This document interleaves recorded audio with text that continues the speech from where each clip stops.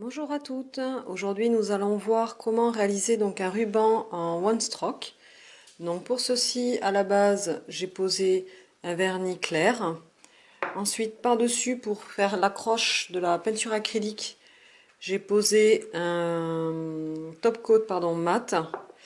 Et ensuite, j'ai choisi deux couleurs, donc l'orangé et le blanc pour mon one stroke. Et le noir après donc pour faire les petits traits très fins pour délimiter en fait le ruban.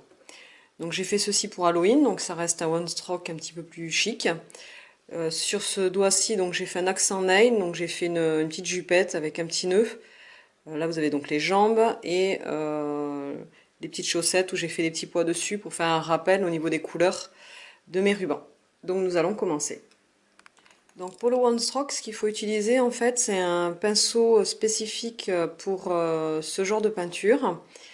Donc après ceci, dès qu'on a choisi notre pinceau, donc personnellement moi je le fais avec un pinceau carré, il y en a d'autres qui le font avec un pinceau biseauté, après c'est vraiment au choix.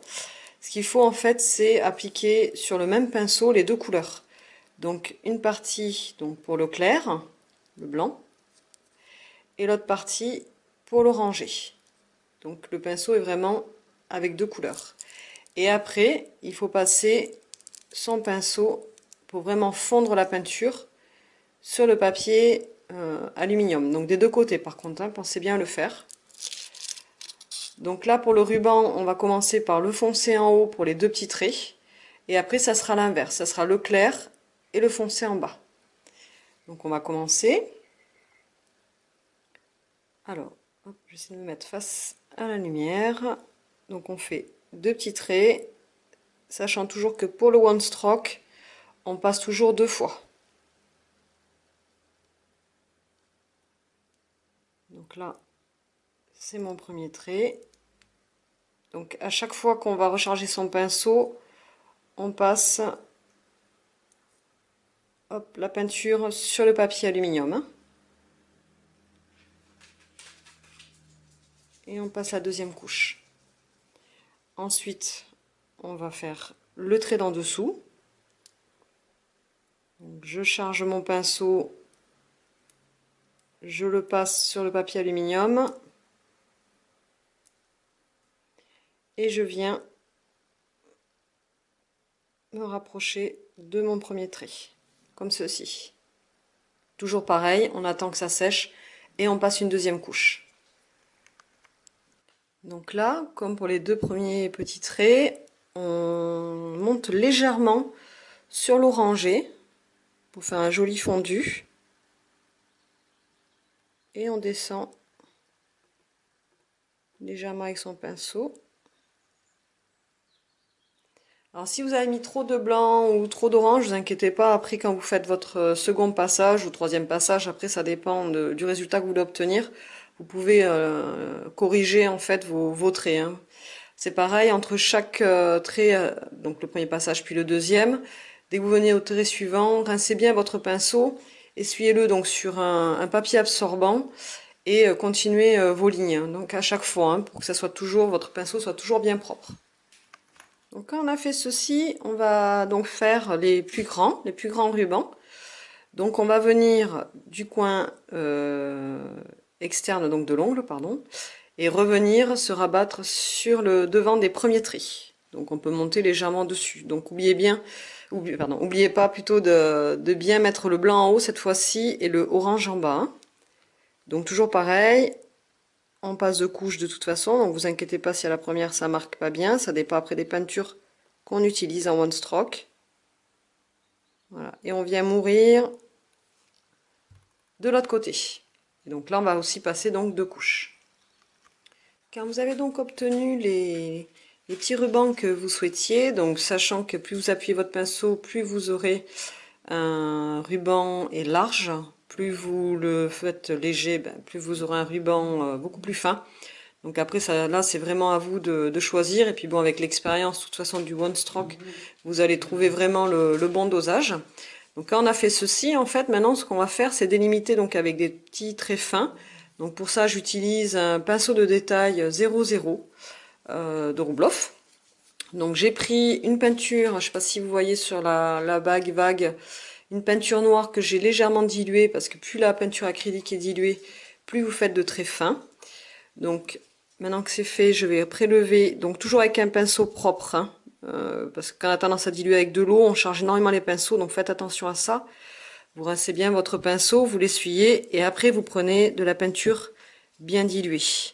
Et vous allez donc venir en ayant le pinceau le plus droit possible. Donc moi c'est pas vraiment évident avec la caméra, mais vous en tout cas faites-le.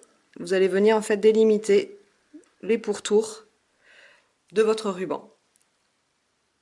Donc hop, vous prenez, moi je passe un petit peu à côté pour enlever l'excédent et je délimite mon ruban.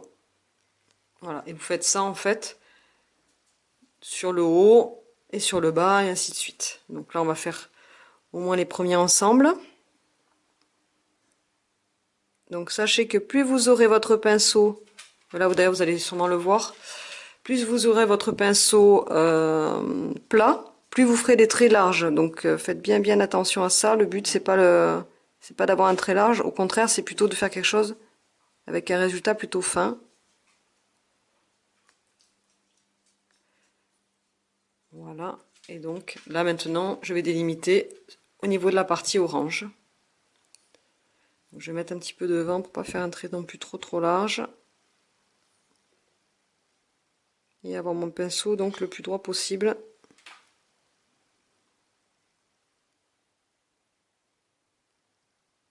Donc ça de toute façon c'est des petites astuces que vous allez souvent entendre sur les vidéos de nail art. Et c'est aussi vous en vous entraînant en fait que vous allez trouver le bon dosage. Hein. Un petit peu comme le one stroke. Avec, comme je vous disais, on appuie ou on appuie moins et on a des résultats différents.